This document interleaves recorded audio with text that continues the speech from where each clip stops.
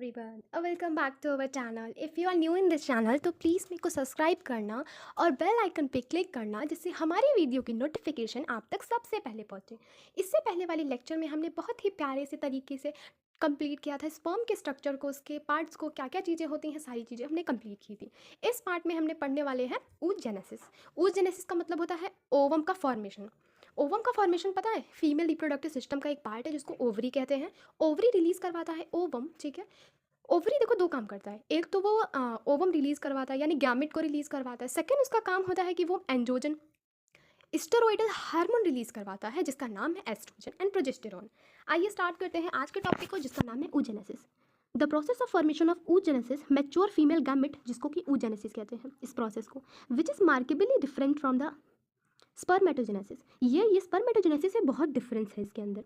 देखो oogenesis जो हो रहता है ना, वो कब स्टार्ट होता है? oogenesis is initiated during the embryonic development stage when a couple of million of gamete mother cell oogonia are form within each ovary. No more oogonia are form and added after birth. ये important line है।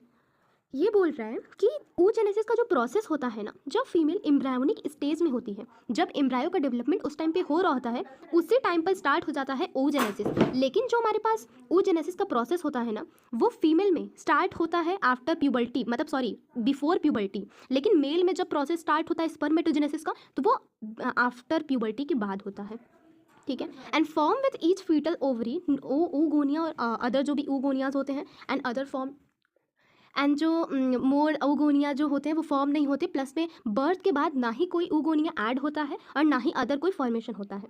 These cells start division and enter into prophase first of a meiotic division at get temporarily arrested at that stages. देखो सबसे पहले क्या होता है, एक oogonia होता है। oogonia जो सेल्स होती है ना, पहले माइटोटिक डिवीजन करती है एंड माइटोटिक डिवीजन के बाद दो सेल डिवाइड करती है। सबसे पहले दो, फिर दो से हमारी चार बनती हैं। आई मीन ये डिवीजन करती जाती हैं, ठीक है। माइटोटिक डिवीजन से अपने सेल के नंबर को इंक्रीज करती जाती हैं, ये माइटोटिक डिवीजन में होता है।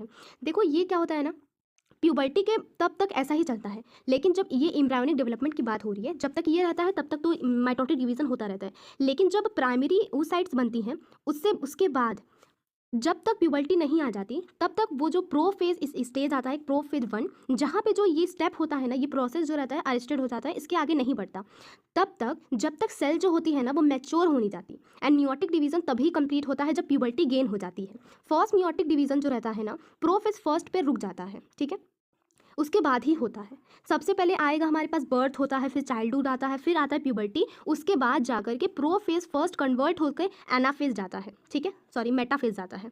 एंड देन उसके बाद फिर ये प्रोसेस आगे फर्दर इंक्रीज होता है। देखो सबसे पहले प्राइमरी oocytes बनता है। जो प्राइमरी oocytes होती है ना, वो सबसे पहले ग्रैन्युलर सेल से सराउंडेड हो जाती है एंड फिर वो बना लेती हैं प्राइमरी फॉलिकल। ये दो तरीके से आप पढ़ सकते हो। अगर आपको एक एडेड करके पढ़ना है तो आप ऐड करके पढ़ सकते हो, वरना आपको डिफ्रेंशिएट करके पढ़ना है तो वो भी मैं अलग से पढ़ा दूंगी। सबसे पहले देखो हम यहाँ पे स्टेटमेंट के साथ पढ़ेंगे। तो सबसे पहले जो प्राइमरी oocytes होते हैं जब बन जाते हैं ना, तो उसके आसपास एक सेल की लेयर बन जाती है जिसको ग्रैन्युलोसा सेल्स कहते हैं। अब उसको बदल करके नाम प्राइमरी फॉलिकल्स रख देते हैं।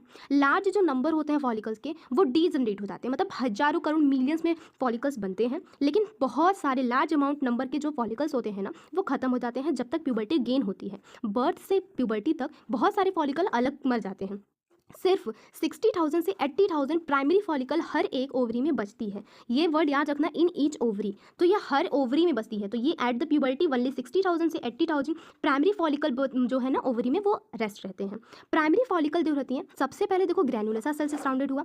अब जब इतना टाइम बीत गया, प्यूबर्टी आ गई, अब प्राइमरी फॉलिकल्स जो रहते हैं ना वो कुछ और लेयर से सराउंडेड हो जाते हैं, जैसे कि थीका लेयर। यहाँ पे न्यू थीका लेयर बन जाती है, theca externa and theca interna. जैसे ही ये सेल बन जाती हैं, अब इस सेल को, इस फॉलिकल को हम प्राइमरी ना बोल करके सेकेंडरी बोलते हैं। तो अब इसका नाम बदल दिया गया है सेकेंडरी फॉलिकल्स। जो अब सेकेंडरी फॉलिकल्स है ना, जल्दी से जल्दी ट्रांसफर होना चाहती हैं टर्शरी फॉलिकल में।